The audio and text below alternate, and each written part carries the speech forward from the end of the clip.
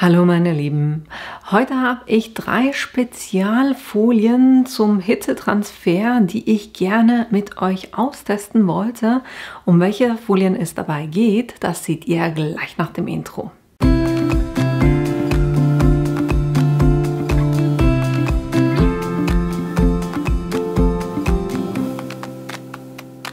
Die Folien, die ich heute für euch habe, sind einerseits eine Pufffolie. Da habe ich 2 Varianten. Eine, die ich von plotterfolien.ch habe, gucken wir uns gleich an. Dann eine, die ich von Plottix habe. Dann haben wir zusätzlich eine, das ist die hier, das ist eine Brickfolie, die etwas erhöht ist. Die gucken wir uns an und das mache ich zusammen mit einer Flexfolie, das Design. Und dann habe ich noch eine Lumenfolie. Das ist quasi eine Glow in the Dark, das heißt eine Folie, die im Dunkeln leuchtet. Wir gucken uns die kurz im Detail an. Die erste Folie, die hier, die Pufffolie, die habe ich von, eben wie gesagt, von plotterfolien.ch. Die ist aber von Seth. Und ich weiß, ne, plotterfolien.ch liefert nur in die Schweiz und Liechtenstein, aber eben weil das von Seth ist, was schon eine sehr bekannte Marke ist, findet ihr die garantiert auch in Deutschland. Und die hat den Effekt, dass die quasi, im Moment ist die ziemlich dünn und wenn man die dann presst, dann erhöht die sich quasi. Also sie pufft quasi. Von den Hinweisen her haben wir hier die Beschreibung. Aufschäumend heißt es, ne? Puff aufschäumen. Ne? Verarbeitungstemperatur 140 Grad. Die Zeit, man presst die einmal 10 Sekunden mit dem Träger und dann nochmal 10 Sekunden ohne Träger. Druck ist mittel bis hoch. Der Träger wird kalt abgezogen und die Waschempfehlung ist bis 40 Grad. Und geeignet für Baumwolle, Polyester und Mischgewebe. Das ist die eine, die wir ausprobieren. Die zweite, die ich habe, ist von Plottix, die heißt Puffy Flex Folie. Und auch die ist eben aufschäumend und da haben wir Presszeit von 25 Sekunden mit einem hohen Druck, Presstemperatur 170 Grad, abziehbar heiß oder kalt und auch die ist waschbar bei 40 Grad. Und auch die ist für Baumwolle, Polyester, Mischgewebe geeignet. Das ist die zweite, das heißt, ich habe 2 Pufffolien. Dann als nächstes habe ich die Brickfolie und auch die ist von einer bekannten Marke, nämlich eben Sisa. Das heißt, auch die findet ihr garantiert in Deutschland auch. Hier haben wir die Angaben, dass die bei 25 Sekunden für 155 Grad gepresst wird. Und ihr seht hier auch, ne, dass es verschiedene Farben davon gibt. Und die hat durch die Dicke, die sie hat sie dann einfach einen schönen 3D-Effekt. Das ist die zweite, die wir testen oder quasi die zweite Variante, aber dritte Folie, ne? So.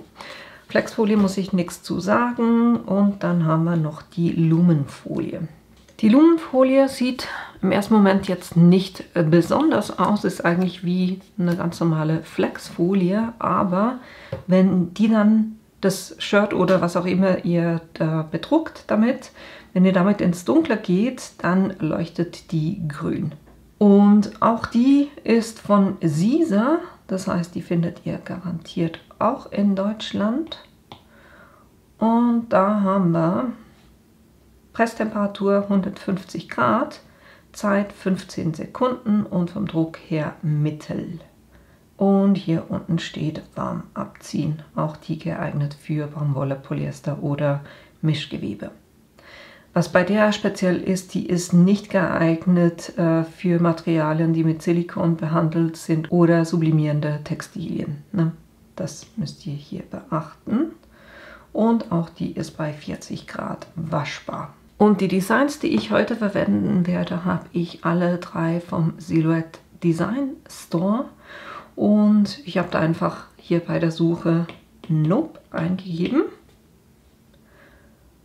Und da verwende ich einmal dieses Nope Don't Care. Das werde ich mit der Brick-Folie machen, das Nope, und eben das Don't Care werde ich mit der Flexfolie machen. Dann habe ich hier ein Nope, wo ich, für die Pufffolie ist es eigentlich geeignet, wenn es nicht zu filigrane Designs sind, und natürlich auch schön, wenn ich was habe, wo ich eine Fläche habe, damit dieser Puff-Effekt dann auch wirklich zur Geltung kommt. Und deshalb habe ich hier dieses Nope, und was dann zwei quasi Schattierungen hat, oder es nennt sich Echo, und die werde ich bei beiden Puff-Folien verwenden. Und hier noch ein kleiner Tipp, ihr könnt, also wenn ihr Sachen aus dem Silhouette Store habt, hier immer auf SVG auch das Häkchen ankreuzen. Und beim Download, ich habe es jetzt schon bezahlt, deshalb kann ich da einfach auf Download gehen. Dann habt ihr hier auch immer die Möglichkeit für ein direktes Herunterladen. Das heißt, ihr müsst nicht zwingend über das Silhouette Studio gehen, sondern ihr könntet auch das direkt herunterladen. Ihr müsst halt dann einfach beachten, wenn ihr das heruntergeladen habt, dann habt ihr das als ZIP-Datei. Und damit eure Plotter-Software darauf zugreifen kann, muss das aus dem ZIP-Ordner raus. Bei den modernen oder neueren Geräten könnt ihr einfach auf die Datei drauf tippen in eurem Dateiordner, und dann wird die quasi schon extrahiert, und dann habt ihr da das SVG drin. Ihr seht hier, ich habe zuerst eine ZIP-Datei, und wenn ich dann drauf tippe, wird es in einen Ordner extrahiert, und da drin habe ich dann das SVG-Format, was ich dann in die Plotter-Software integrieren kann, mit der ich arbeite. Hier nur so ein kleiner Tipp. Aber ich würde sagen, wir starten jetzt einfach mal, und ich plotte die ganzen Motive aus, die ich haben will. Und dann testen wir natürlich auch, wie man die verpressen kann und wie der Effekt dann auch wirklich aussieht. Ich habe für die Brick und für die Pufffolie habe ich Hoodies, weil ich finde, dass da das am besten eigentlich zur Geltung kommt. Und für die Lumen habe ich ein T-Shirt. Aber das gucken wir uns nachher an. Als erstes nehme ich die Lumenfolie. Das Glänzige kommt natürlich wie immer nach unten. Habe ich mir einfach ein Stück zurechtgeschnitten, das groß genug ist für das Design. Dann habe ich die Datei, habe ich eben schon vorbereitet, natürlich auch gespiegelt. Und das ist ein Totenkopf quasi mit einer Sonnenbrille und Blumen im Haar. Ich fand das eigentlich für diese Glow in the Dark oder Lumenfolie passend. Da sage ich okay. Dann, was will ich damit machen? Schneiden. Jetzt gucke ich kurz, dass ich da das Vinylmesser drin habe.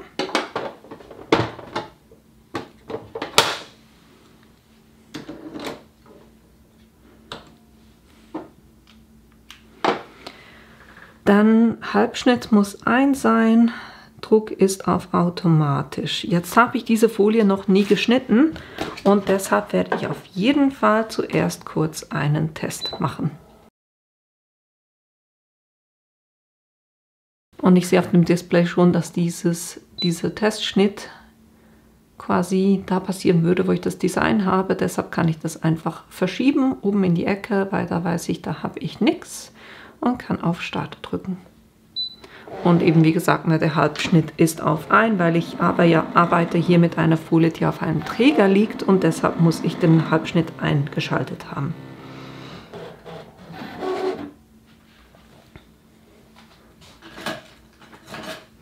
Dann gucken wir hier kurz, ob das funktioniert hat. Und das hat wunderbar funktioniert. Von dem her kann ich sagen, Start. Das Ganze geht jetzt einige Minuten. Ich habe vorhin angezeigt 9 Minuten, weil das Design schon sehr viele kleine Einzelteile hat. Das wusste ich, von dem her lasse ich den jetzt einfach machen. Dann ist er fertig. Dann kann ich die Matte rausnehmen. Das war das eine Design. Dann gehen wir zum nächsten Design über. Das ist das für die beiden Pufffolien. Auch das natürlich gespiegelt. Und ich habe die Größe schon entsprechend angepasst, dass das für mich passt. Sage ich, was ich machen will, nämlich schneiden. Auch hier habe ich Halbschnitt ein Auto und da ich mit beiden Materialien noch nicht gearbeitet habe, werde ich jeweils auch zuerst einen Testschnitt machen. Das ist zuerst die von Plottix. Muss ich kurz gucken. Die matte Seite.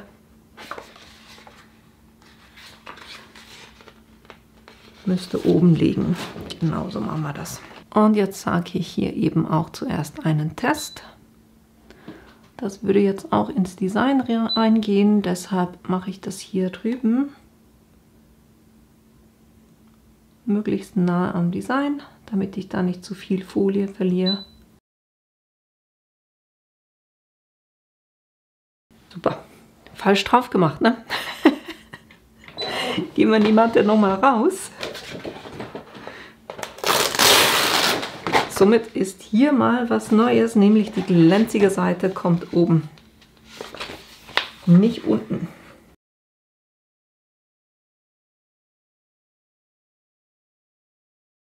Seht ihr, das Testen ist nicht nur gut von wegen, wie tief schneidet er, sondern auch, ob das Material richtig auf der Matte liegt, ne?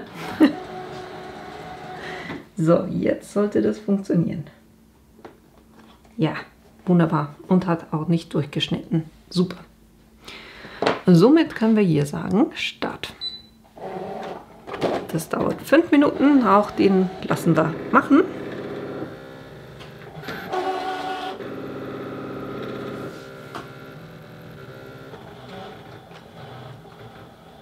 Wenn er durch ist, können wir auch das rausnehmen. Hier bei der von Seff haben wir eigentlich dasselbe, dass ich eine glänzige Seite habe und eine matte Seite. Ich lege jetzt auch hier die matte Seite nach unten. Auch da machen wir zuerst einen Test.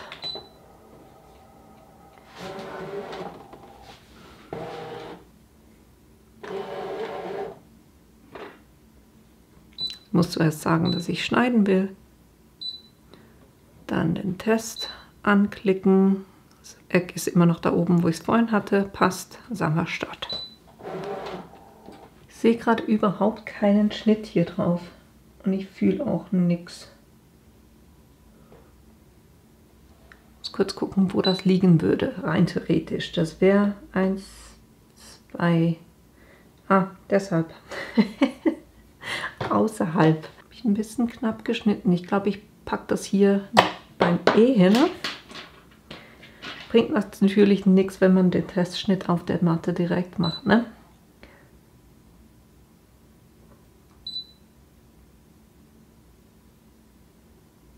So, ich mache das jetzt hier einfach zwischen das E rein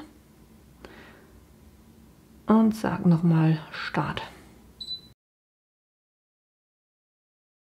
So, jetzt sehe ich definitiv was. Und auch das hat es wunderbar geschnitten, von dem her kann ich hier sagen Start. Auch das wird wieder 5 Minuten dauern, weil es ja das gleiche Motiv ist. Dann können wir auch die rausnehmen. Dann nehmen wir das nächste Design. Da habe ich zuerst die Flexfolie, die ich ja kombiniere mit der Brickfolie. Schieben wir noch ein bisschen oben in die Ecke. Kann ich sagen, okay. Was ich machen will, nämlich schneiden. Dann hier bei der Flexfolie natürlich das Glänzige unten. Bei der brauche ich keinen Test zu machen, weil die habe ich definitiv schon öfters geschnitten. Da weiß ich, dass das Automatikmesser wunderbar funktioniert.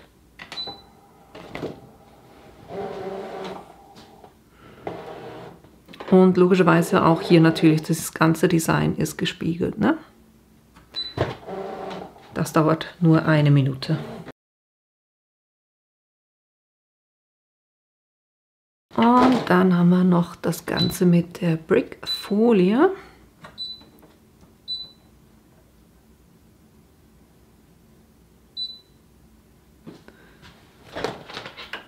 das verschiebe ich oben in die Ecke. Sage okay, was ich machen will, nämlich schneiden. Und hier mache ich es ganz ehrlich gesagt so, weil das schon eine sehr dicke Folie ist, schneide ich das noch mit dem normalen Messer.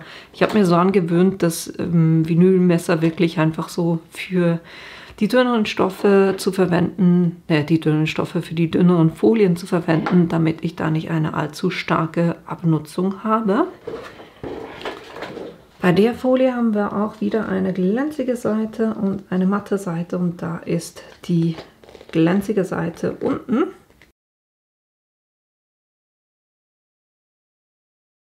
Hier mache ich die Rollen ganz ehrlich gesagt auf der Seite hoch, dass die Rollen innen drin hoch sind, weil die eine gewisse Dicke hat. Ich weiß nicht, ob es notwendig wäre, aber sicher ist sicher. Und natürlich muss ich auch bei der einen Testschnitt machen, weil ich die noch nie geschnitten habe.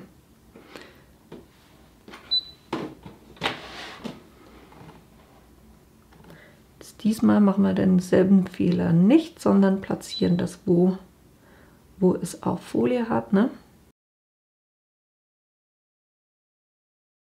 Gucken wir uns das Ganze an.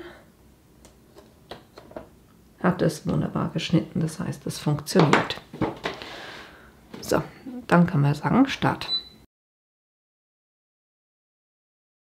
So, das ging schnell. Und was ich für mich jetzt auch noch kurz machen werde, ist, dass ich von den beiden Pufffolien jeweils einfach nur einen Buchstaben ausschneide, damit ich das dann testen kann, weil ich werde das Ganze, was ich euch jetzt gezeigt habe, was ich schon geschnitten habe, werde ich mit der Hebelpresse pressen, weil das in der Regel ein bisschen besser funktioniert, aber ich will auch noch gucken, ob das mit der normalen Handpresse dann auch funktioniert. Da gehe ich einfach auf die Buchstaben, nehme irgendeinen Buchstaben,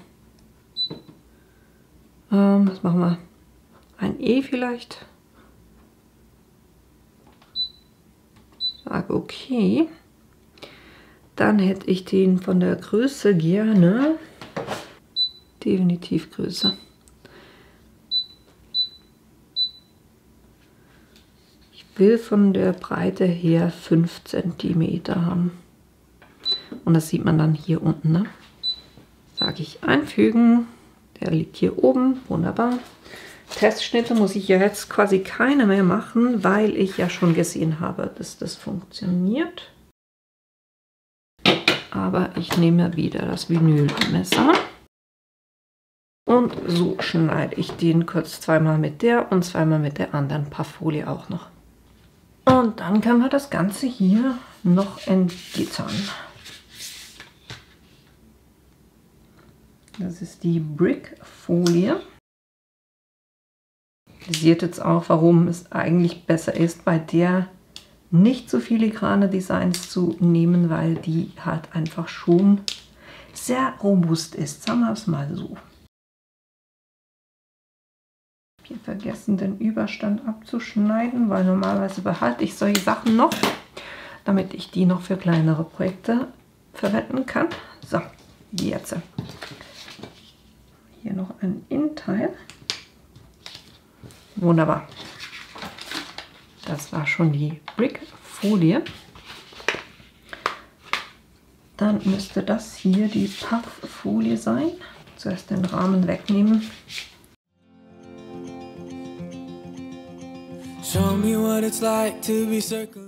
Da müsst ihr einfach ein bisschen vorsichtig arbeiten, weil die Folie selber, also der Träger, der ist nicht klebend. Da kann es passieren, dass etwas vom Design mitkommt. Aber am besten einfach vorsichtig abziehen, dann wird das gut. Hier bei der habe ich gemerkt, dass es wirklich wichtig ist, dass ihr da schön langsam arbeitet. Ich würde da auch ehrlich gesagt nicht ein zu filigranes Design nehmen, weil sonst wird es ein bisschen schwierig mit dem Entgittern, weil die Folie, wenn die sich mal löst vom Träger, dann klebt die, also könnt ihr die nicht wieder zurückkleben. Das heißt, das hier liegt jetzt so ein bisschen frei herum. Muss ich dann gucken beim Aufpressen, dass das wirklich schön an Ort und Stelle bleibt, da wo es sein soll. Aber ansonsten hat es einigermaßen gut funktioniert. Gucken wir gleich noch die zweite an. Because without you by my side, I would be stuck here on the ground. Bei der war es eigentlich genau dasselbe, nämlich dass das eben nachher nicht mehr klebt. Das war die von Seth, ne? Da wirklich schön vorsichtig entgittern und halt einfach mit den Designs wirklich nicht zu filigran gehen. So, jetzt habe ich noch meinen Totenkopf mit den Blumen, der sehr viele Einzelteile hat. Und was ich da jeweils mache, ist, dass ich das Bild nebendran habe. Dann geht es auch ein bisschen einfacher zum Entgittern, weil dann weiß man auch, wo man, also welche Teile man loslösen soll und welche nicht.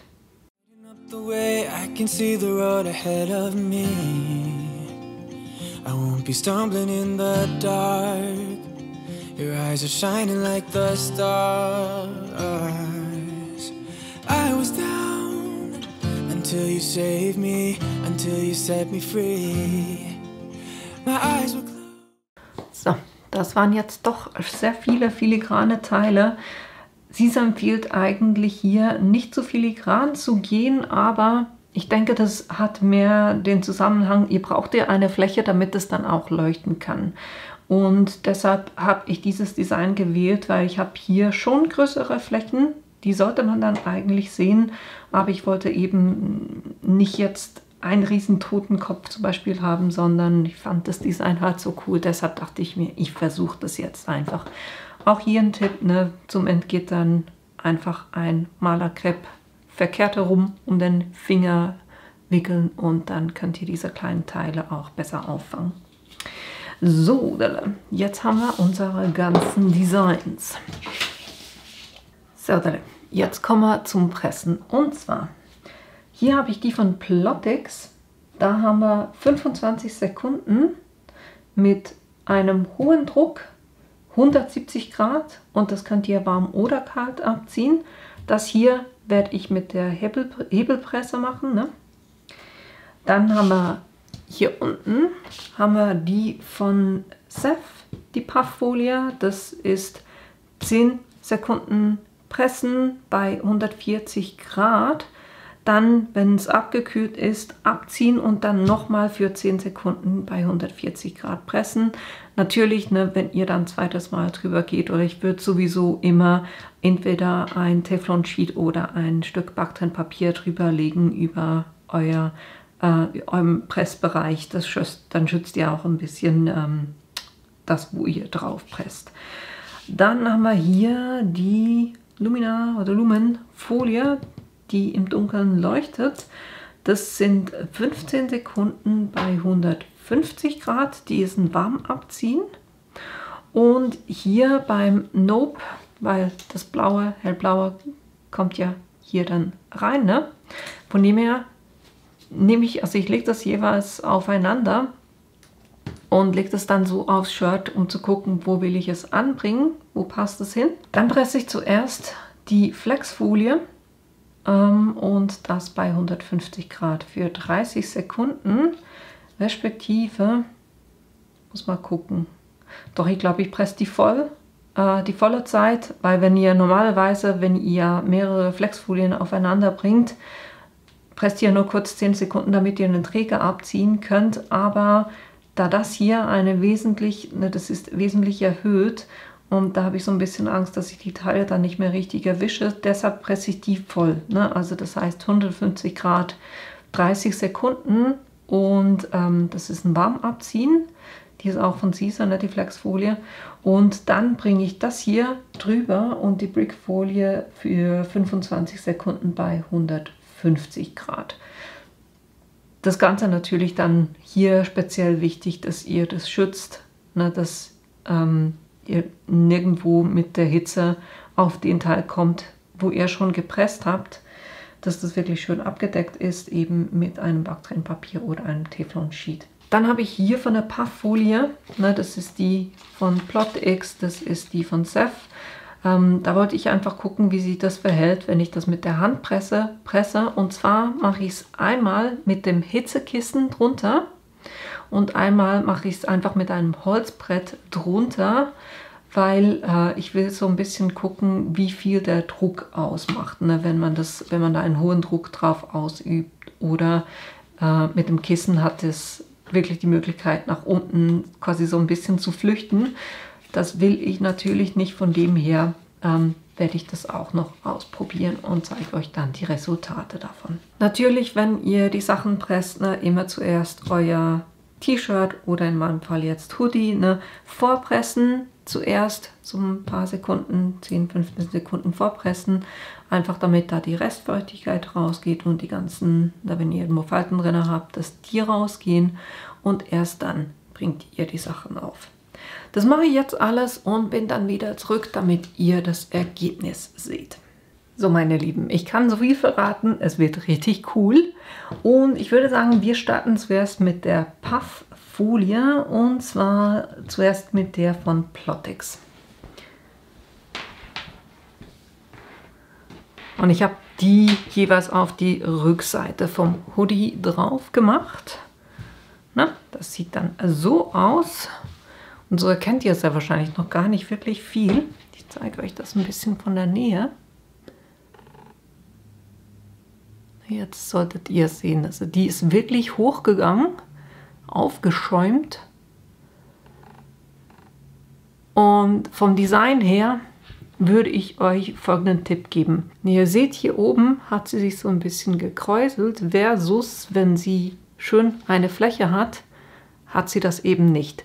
Von dem her würde ich die eher auf Sachen anwenden, wo ihr eine ganze Fläche habt und auch, dass ihr genug Platz lasst. Also hier zum Beispiel, na, da wäre ein Leerraum dazwischen, hier wäre ein Leerraum.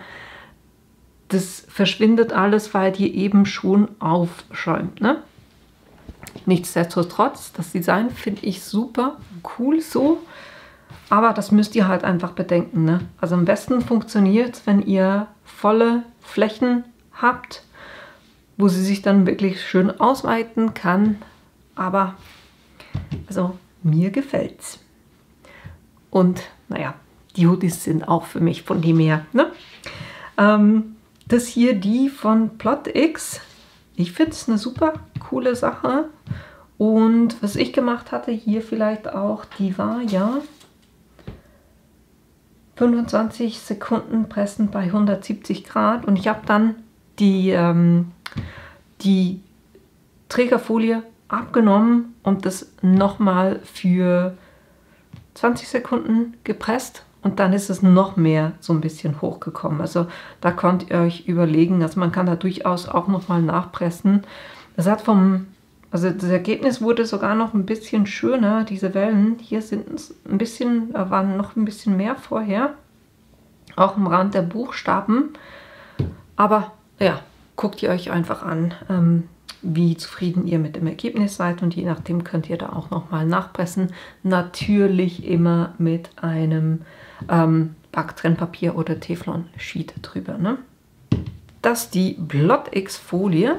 Jetzt gehen wir zu der von Seth.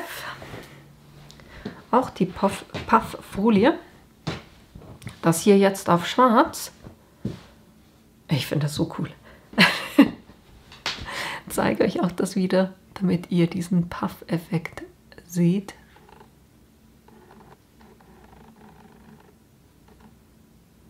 Schwierig, den so zu zeigen, aber hier seht ihr das Resultat noch von nahem. Also auch hier hat es schön aufgeschäumt. Auch hier dasselbe Prinzip, ne? Bei den größeren Flächen wurde es besser. Bei den kleineren kriegt ihr da so Kringelröllchen. Ja, von dem her würde ich beim Design schon eher gucken, was hier wirklich so große Flächen zu machen. Man könnte sich jetzt bei dem Design zum Beispiel überlegen, ob man nicht einfach die Umrahmung, ne, also diese beiden, wo ich nur das Outline habe, ob man die mit Flexfolie macht und dann hier einfach mit Pufffolie das drüber macht. Ne? Könnte ich mir auch super vorstellen. Von dem her, und als Vergleich, damit ihr das auch seht, die beiden nebeneinander, ne? Da seht ihr das Ergebnis. Die ist ein bisschen weniger aufgeschäumt, die von Seth. Jetzt gerade für das Design war das eigentlich besser. Aber wie gesagt, es kommt auf das Design drauf an, das ihr da verwendet. Dass diese beiden, also Pufffolie, ich kann definitiv das ganze Prinzip extrem empfehlen. Ich finde es Hammer. Und es hat so ein bisschen wie ein Gummi quasi, fühlt es sich an. Aber es trägt jetzt auch nicht so stark auf. Aber wie gesagt, ich habe die gerne, wenn ich solche Sachen habe, dass ich die auf dem Rücken habe und nicht vorne auf der Brust. Das sind diese beiden Folien. Dann haben wir die Brickfolie zusammen mit der Flexfolie. Das sieht so aus.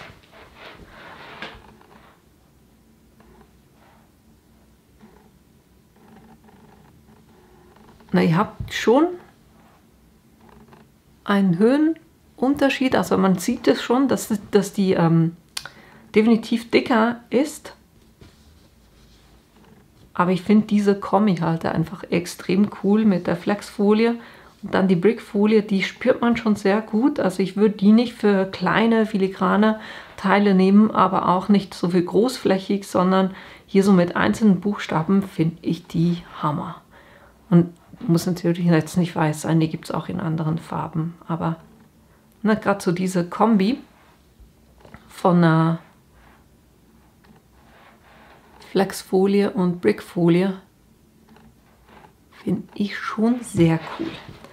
Bei dem habe ich es tatsächlich vorne auf den Hoodie drauf gemacht. Ne? Also die werde ich definitiv noch öfters verwenden. Finde ich sehr, sehr cool. Und dann kommen wir noch zur Lumen. Das heißt, wenn die im Licht ist, ne, dann ist die einfach weiß. Also da seht ihr jetzt noch nicht wirklich etwas Spezielles dran. Mein Problem ist jetzt gerade so ein bisschen, dass ich hier in diesem Raum das gar nicht richtig dunkel machen kann. Von dem her mache ich es so, dass ich euch, muss mal gucken, vielleicht kriege ich es noch hin, dass ich ein Foto reinmachen kann, bevor ich das ganze Video bearbeite. Oder ich mache euch dann auf Instagram einfach das Foto davon, wie es aussieht, wenn es dunkel ist. Aber, ne, also es hat mit dem ganzen Filigranen hat super funktioniert, hat sich wunderbar aufbringen lassen, fühlt sich an wie eine ganz normale Flexfolie, von dem her alles super. Jetzt bin ich dann gespannt eben, wie das aussieht im Dunkeln, das zeige ich euch dann noch. Jetzt, was ich euch auch noch zeigen wollte, ne, ich habe all diese Sachen mit der Hebelpresse gepresst, weil ich da unten quasi doch ein relativ starres Element habe mit der Platte und ich halt einfach eine super gleichmäßige Wärmeverteilung habe oben mit der Platte und ich da auch schön Druck ausüben kann, dadurch, dass ich die fester zuschrauben kann oder etwas lösen kann. Ne, das funktioniert mit der wirklich super. Also da hatte ich absolut kein Problem damit. Jetzt wollte ich das aber für euch auch noch testen, für diejenigen, die jetzt keine Hebelpresse haben, sondern irgendeine Handpresse. Und ja, also die Plottix-Folie. Da habe ich das zuerst ausprobiert, nur auf dem Hitzekissen. Und das hat wirklich gar nicht funktioniert. Also da entsteht einfach zu wenig Druck. Und die flüchtet dann quasi nach hinten und hier ich habe es dann nochmal gepresst auf dem Holzbrett und das hat definitiv besser funktioniert. Das heißt, tendenziell, ich würde empfehlen eher mit einer Hebelpresse, aber wenn ihr es von Hand presst, dann wirklich hier mit einem Holzbrett oder irgendetwas einfach, was hitzebeständig ist natürlich, aber was wirklich einen guten Widerstand gibt, weil ne, so mit dem Kissen, das hat wirklich nicht funktioniert. Also ne, hier dieser Tipp, fester Untergrund hilft definitiv. Dann habe ich es mit der von Caesar versucht und da war es lustigerweise genau das Gegenteil. Das hier ist auf dem Hitzekissen, da hat sie sich wirklich auch gehoben und das hier war auf dem Holzbrett. Naja, nicht wirklich das Ergebnis, was ich mir wünschen würde. Ne? Also von dem her, ich kann euch nicht sagen, warum es so funktioniert hat oder nicht funktioniert hat. Tendenziell kann ich einfach sagen, am besten funktioniert es mit der Hebelpresse. Bei der von PlotX funktioniert es am besten, wenn ihr einen festen Untergrund habt. Und bei der von Caesar hat es bei mir jetzt wesentlich besser funktioniert, wenn ich das auf dem Hitzekissen gemacht habe. Ne? Das hier als kleiner Tipp. Das war auch schon alles, was ich euch heute zeigen wollte, nämlich eben Pufffolie in 2 Varianten, Brickfolie und Luminum, also die im Dunkeln leuchtet. Ich hoffe, das war hilfreich für euch. Ich hoffe, euch hat das Video gefallen und ihr habt Lust, das selber auch auszuprobieren. Ich kann es definitiv weiterempfehlen, wenn man da mal ein bisschen was Spezielles machen will. Und ja, ansonsten hoffe ich natürlich, dass ich euch in einem meiner nächsten Videos wiedersehe. Bis bald! Now I see clear as day, and I just wanted to say that you can take me high.